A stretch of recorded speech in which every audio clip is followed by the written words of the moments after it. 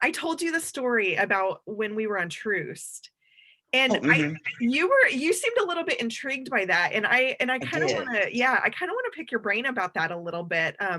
So I'll try to sum it up quickly because I want to give context to anybody who may be watching. But for a short amount of time, the Roller Warriors had a spot on Troost Avenue, which is it. I mean, there's a lot of backstory with Troost in the Kansas City area. There Um, is. yeah, that goes back, I mean, generations and generations to a line that was drawn because of essentially what white flight, you could say, and real estate boundaries, Hmm. um, where And a people line that still exists to this day. It's becoming a little fuzzier, but it's still very much there. very much so. So when we were on Truce, we would sometimes have women who would pop in wanting to skate, not really realizing what we were. And I don't think the league really knew how to handle it at the time. Um, and I don't think until I was even out of Derby and starting to again, as I said, as I told you, Tracy, processing a lot of what I was seeing in Derby, I don't think I fully realized the context of, wow, there were women who were looking for, and women of color looking for an outlet in something I would consider a very skating is a very big part of Black culture. Um, Looking for an outlet, and we were like, "No, you can't come in." Um, Mhm. what were your thoughts when I told that story? Because you were so like, "Tell me a little bit more." I wanna know what you were thinking as I was telling that. Well, I didn't come into the league until well after that space was no longer being used by the Roller Warriors. So I wasn't aware that Wally had been on Troost, Uh-huh. which I thought was when I first heard that, I thought was, oh wow, they were right on that line. They Right were on. they were straddling that, kind of historical racial dividing line within the city of Kansas City on the Missouri side. Yep. But when you mentioned that there were Black women that were coming in thinking that this was a place where they could just skate, and they were, shut down and told, this, you can't do that. That kind of hit me, Yep. and I was like, well, wait a second. I thought skating in general was a an open space, an accommodating space, Yep. an inclusive space. I mean, that's how Derby definitely presents itself to be. So when I heard that, I was really kind of surprised by that. Um, I had wondered if maybe they thought that the space was a general roller derby rink, or excuse me, a general derby. I can't seem to talk all of a sudden. It's early in the morning. Yeah. A general roller skating rink. And I kind of wish I had been there. I totally wasn't, but I kind of wish I had been there just to see the interaction. Yeah. But I suspect that it probably hit them too. It's like, Yeah. oh, who are these people telling me I can't skate? Yeah.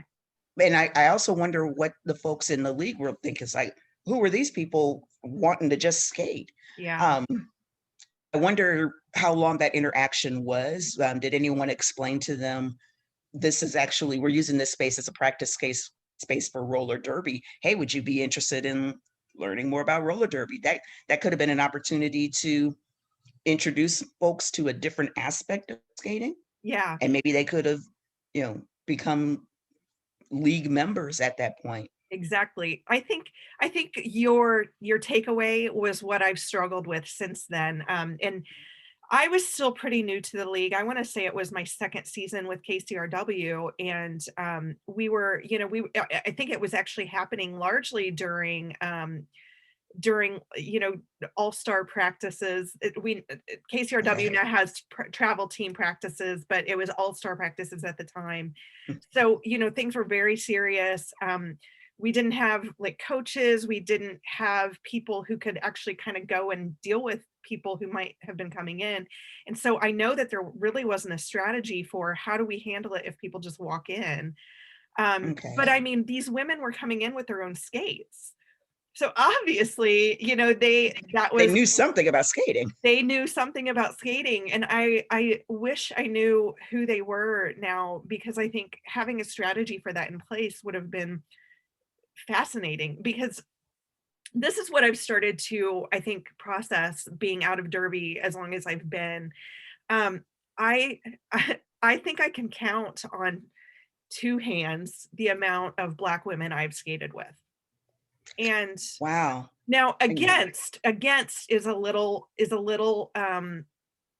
a little broader, I think. And that's, I think, largely because I have skated against women in the South.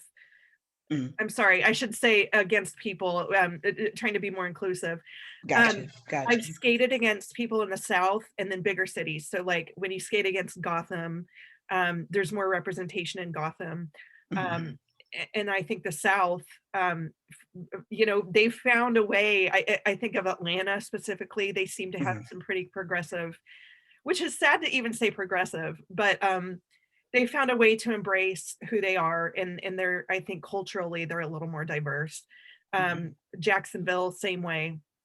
But I think overall, Derby does portray itself as this very progressive sport. And I mhm. think in some Open ways, to all. yeah, and I think in some ways they have been. When you think about transgender policies and things like that, it has been very open. But then I start to hear about the racial inequity that people experience. And this is where I started, I think, processing a lot with my writing. Was when I first started, I was skating in Springfield, Missouri. And the people there didn't have to have insurance. Um, Oh, wow. yeah, which is terrifying. Yeah. It was terrifying. But they also dues were like $15. It might be different now, but as I started kind of thinking about it, it was like, well, yeah, those this is where I start to talk about the socioeconomics of roller derby. It really is, in a lot of ways, an elitist sport. Sports are kind of elitist. You have to have the time, you have to have the Mhm, access, you have to have financial support to be able to afford it, whether mhm. it's the gear. And we all know in roller derby, there's a lot of gear that goes into it. There's a lot of gear and it's not cheap, and Yep. not only do you have to have the money to get gear, Yeah. if you want to be able to progress, you gotta have the money to get that good gear. Yep. Yep. Yeah. Yeah, and it really, I mean, you're absolutely right. I remember my first pair of skates was like $100.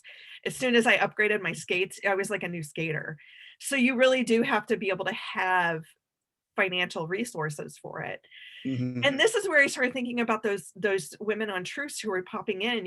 I think we looked at it like, well, you can't come in because you have to sign waivers, and you have to, there's just a lot of things you have to think about as you're, from a business standpoint. We have to have people sign waivers before they can, be on the floor, and they have to have training, and they have to have this and that. I think Mhm. that's where our mindset was at the time.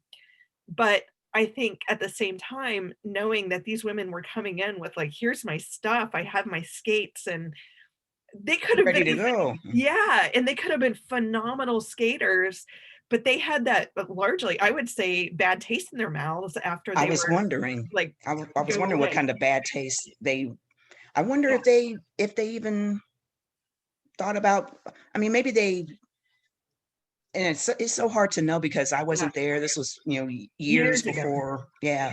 But it really makes you wonder if they did see or hear about roller derby after that, what kind of bad taste in their mouth did they have Exactly. from their very first experience with anything roller derby related being, no, you can't be in here. Yeah, yeah, I've wondered that.